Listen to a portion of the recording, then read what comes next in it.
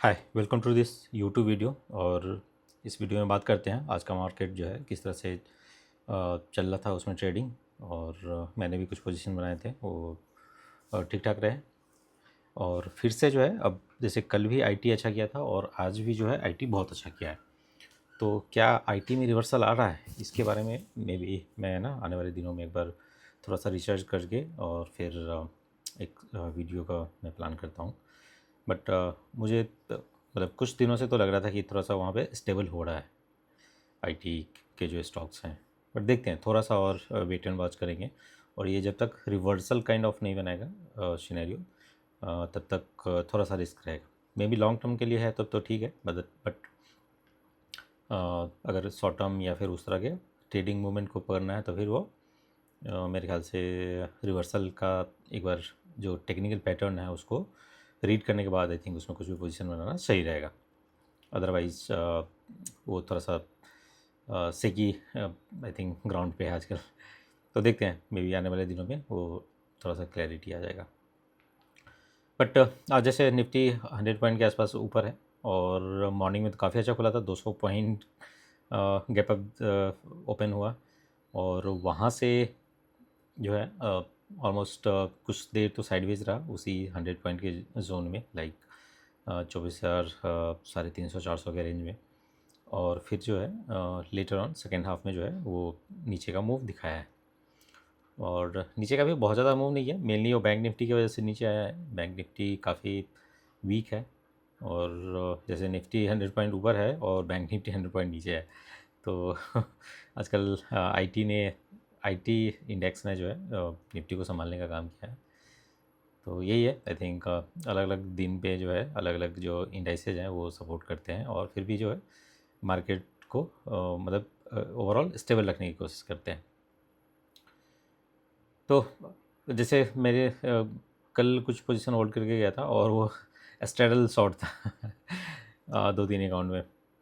But अभी जैसे लो Vicks पे क्या होता है, मतलब अगर मैं रीडिंग बताऊं एक्सपीरियंस बताऊं नॉर्मली इस तरह के मार्केट में जब भी 12-13 के आसपास का विक्स हो 11-12 के आसपास तो और आपने जैसे स्ट्रेडल राइट किया है तो उसमें उतना प्रीमियम होता है कि अगर मतलब अप टू 1% अगर ओपन भी हो जाता है ना तो वो कवर कर लेता है, उसमें बहुत ज़्यादा लॉस होता नहीं है।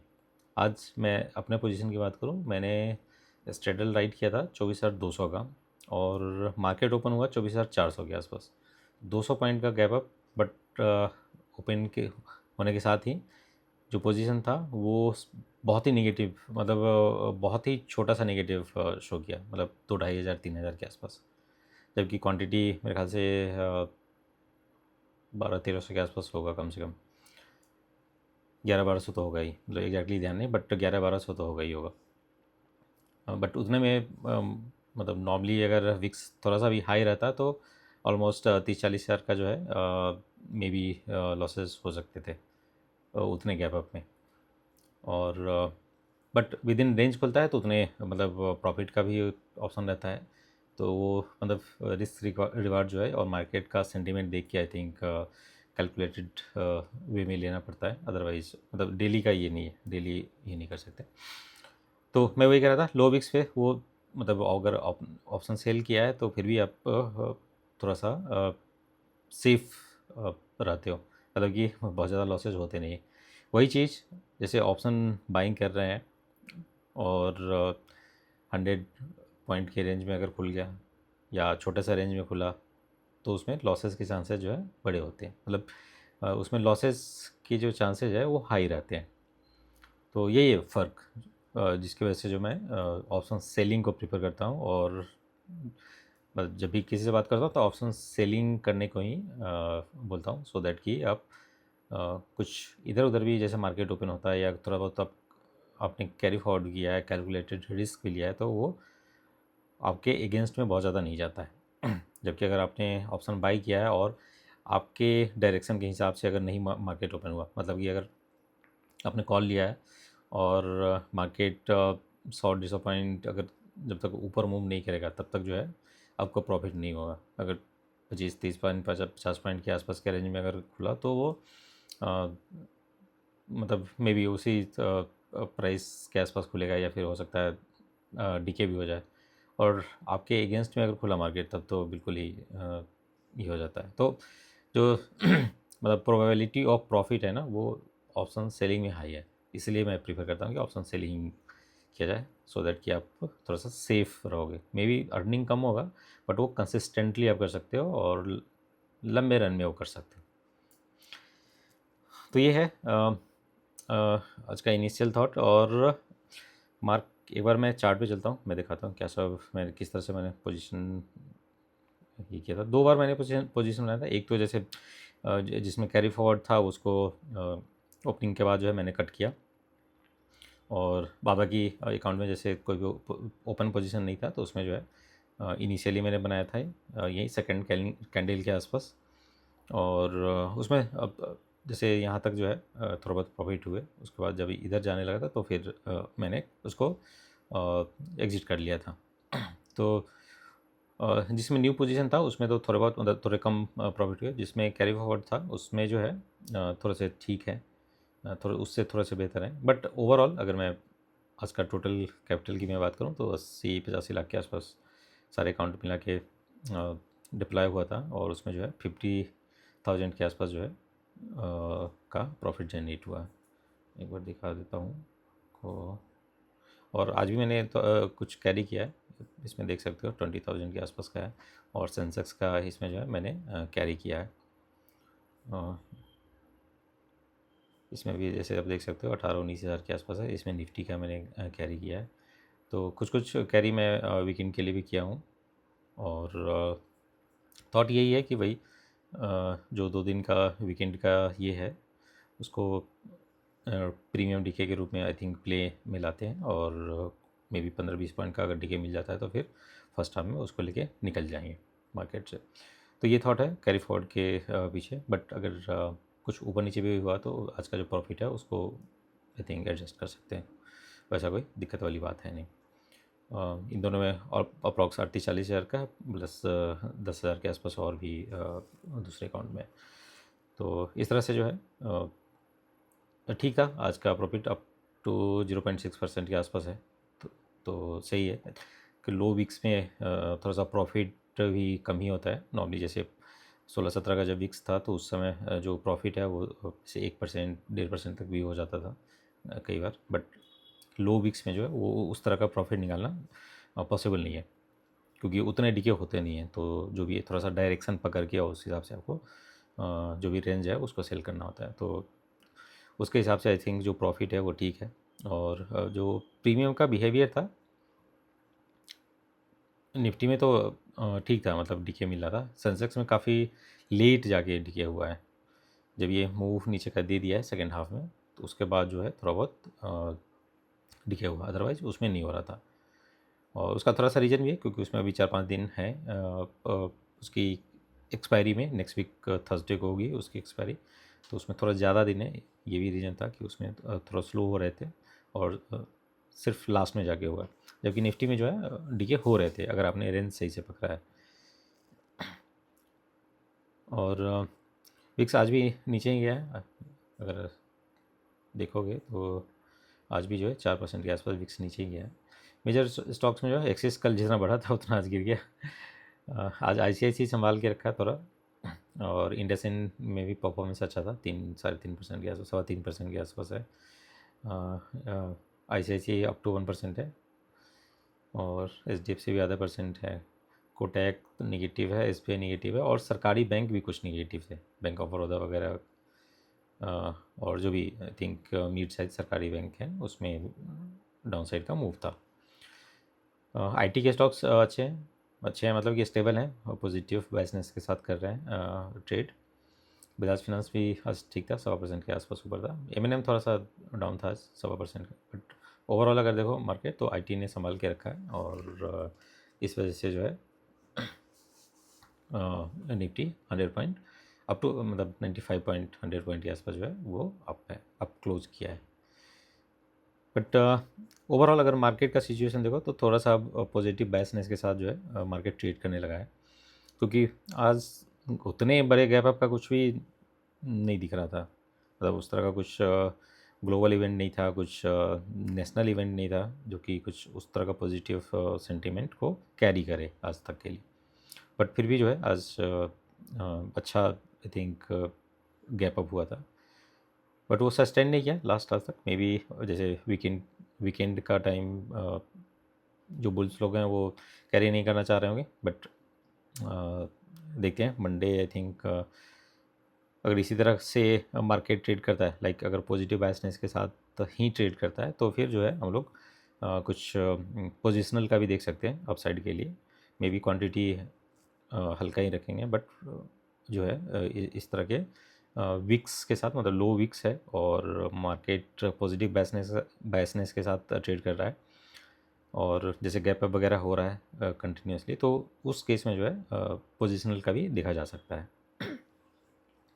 बट इस सिचुएशन में शॉर्ट करने का कुछ भी नहीं है, मतलब मार्केट बढ़ रहा है तो ये नहीं कि ज़बरदस्ती जैसे शॉर्ट कर करके और पैसे लूज़ किया जाए। जो भी है या तो साइड बेस भले स्ट्रेटजी के साथ, या फिर जो बुल कॉल वगैरह होता है उस तरह के स्ट्रेटजी के साथ मार्केट को अप्रोच करना ज़्यादा सही रहता है। तो देखते हैं अगले 2-3 दिन के लिए कुछ स्ट्रेटजी जैसे समझ में आता है तो, क्योंकि और अभी जैसे विक्स लो है और इस सिचुएशन में फिर हम आयरन बटरफ्लाई मतलब कि स्ट्रैडल शॉर्ट करने का देख सकते हैं। और जैसे मैंने जो किया है वो 300 के आसपास का किया है, बट ये क्लोजिंग जैसे 250 के आसपास का है, तो इस वजह से जो है बाय डिफ़ॉल्ट ये 24,250 का लेके आ रहा है। बट मैंने तो किया ही है, बट मुझे अगर करना भी होगा तो मैं ये करूँगा कि 24,300 का जो है मैं स्ट्रैडल शॉर्ट करूँगा, और 10-11 रुपये के आसपास का जो है हेज बाई के रूप में रख लूँगा, सो दैट कि कुछ भी उस तरह का अनसर्टेन मूव आए तो उसको हैंडल कर सकते हैं। अब इसमें देख सकते हो 86,000 समथिंग के आसपास पर लॉट का ये है। अब अगर मान के चलते हैं मंडे को इसमें पोजीशन बनाते हैं, और मैं मतलब ये मान के चलता हूँ कि मार्केट यहीं कहीं ओपन होता है 24,300 के आसपास, मे बी 50 पॉइंट ऊपर नीचे हो सकता है, बट मैं एक जस्ट एग्जांपल के लिए ही कर रहा हूँ कि अगर यहीं कहीं ओपन होता है तो ये इस तरह की स्ट्रेटजी ठीक है, स्ट्रैडल शॉर्ट करके और 10 से 1 रुपये के आसपास का जो है हेज बाई करके, और मे बी 1-2 घंटे के लिए हम वेट कर सकते हैं उसमें। मेरे ख्याल से अप टू 1%, मतलब 0.52 से लेके और 1% तक का जो है टारगेट रख सकते हैं इसमें अर्निंग का।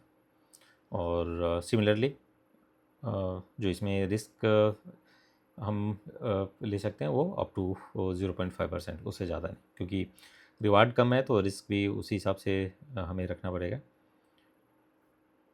और इस केस में जैसे मार्केट दिन में थोड़ा सा ऊपर नीचे भी करता है ना, तो जैसे स्ट्रैडल में क्या रहता है कि प्रीमियम थोड़े से आपको अधिक मिलते हैं, तो वो जो है एडजस्ट कर लेता है जैसे, और ऊपर जा रहा है तो पुट के प्रीमियम जो है, जितना कॉल का प्रीमियम बढ़ेगा उतना पुट का प्रीमियम डीके हो जाएगा, नीचे चला जाएगा, तो वो जो है एडजस्टमेंट होता रहेगा ऑटोमेटिकली। बट अगर स्ट्रैंगल जैसे अगर लो प्रीमियम में आपने किया ना, तो वो क्या होता है कि अगर मार्केट ऊपर जा रहा है तो कॉल तो बढ़ेगा लेकिन पुट का उतना नहीं छूटेगा, तो फिर लॉस में जल्दी कन्वर्ट हो जाएगा आपका ट्रेड, और उसको फिर आपको एग्जिट करना पड़ेगा।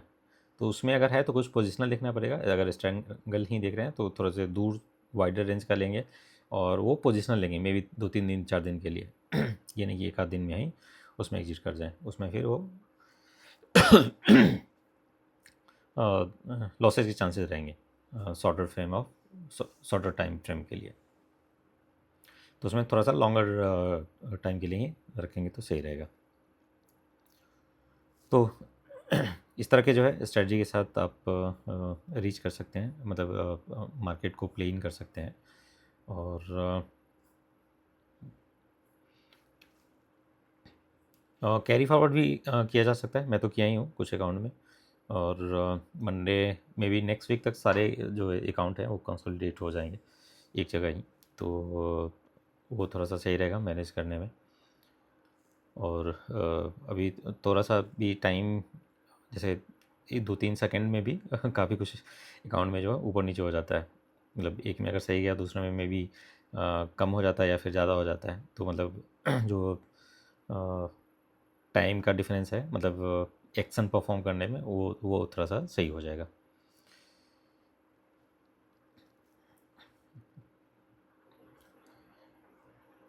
और मेजर न्यूज़ ऐसा कुछ है नहीं। आई थिंक थोड़ा सा स्टेबिलिटी है ग्लोबल मार्केट में भी और नेशनल लेवल पे भी। तो उम्मीद करते हैं कि आने वाले जो है वीक और डेज में थोड़ा सा पॉजिटिव बायसनेस के साथ ही मार्केट ट्रेड करे, और हम लोग भी उसी के अकॉर्डिंग जो है अपना ट्रेड प्लान कर सकते हैं। मे बी पोजिशनल थोड़े दिन के लिए चला सकते हैं। तो अब एक्सपायरी ट्यूसडे को ही है, तो उसी के हिसाब से आई थिंक हम चलेंगे। पर जो मैंने स्ट्रेटजी के बारे में बात किया ना, वो मे बी लॉन्गर टर्म के लिए नहीं है। जो मैंने स्ट्रेटजी दिखाया स्ट्रेडल शॉर्ट करने का, वो मे बी 1-2 घंटे के लिए, 3 घंटे के लिए है। जब तक उस रेंज में रहे, मतलब उस रेंज के आसपास, तभी तक के लिए है। उसको ज़्यादा लंबा नहीं आई थिंक रख सकते। ज़्यादा लंबा रखने में मे बी मार्केट अगर जैसे 24,400 के लेवल को अगर ब्रेक करता है ऊपर की तरफ, और या फिर 24,200 के लेवल को ब्रेक करें नीचे की तरफ, तो फिर जो है वो लॉस में कन्वर्ट हो सकता है। मतलब हो ही जाएगा, हो सकता है कि हो ही जाएगा। और अगर एग्जिट नहीं किया तो फिर बड़ा लॉस दे सकता है। तो इसलिए मैं कह रहा हूँ कि मे बी 50 से 70 पॉइंट के बीच जो है, अगर वो ट्रेड कर रहा है दोनों साइड, तब तक उसको होल्ड कर सकते हैं। अदरवाइज उसमें से जो एग्जिट कर लेंगे, या फिर जैसे जो अपना मतलब लास्ट रूल है कि मतलब 0.5% का अगर लग गया, 0.5 to 1% का अगर लग गया लॉस दिखा रहा है, तो फिर तो एग्जिट हो जाता है। आज के मतलब उस दिन के लिए डे क्लोज कर लो, अब वो ज़्यादा सही रहेगा। तो उस थॉट के साथ उसको अप्रोच कर सकते हैं। तो आप लोग भी ट्राई करिए और बताइए कैसे क्या रह रहा है आप लोगों का। और फिर आज के वीडियो को यहीं तक रखते हैं, और इस वीडियो को आप लोग ज़्यादा से ज़्यादा लाइक करिए, शेयर करिए, और चैनल को सब्सक्राइब नहीं किया तो सब्सक्राइब जरूर कर लीजिएगा। आपसे मिलते हैं अगले वीडियो में। Thank you.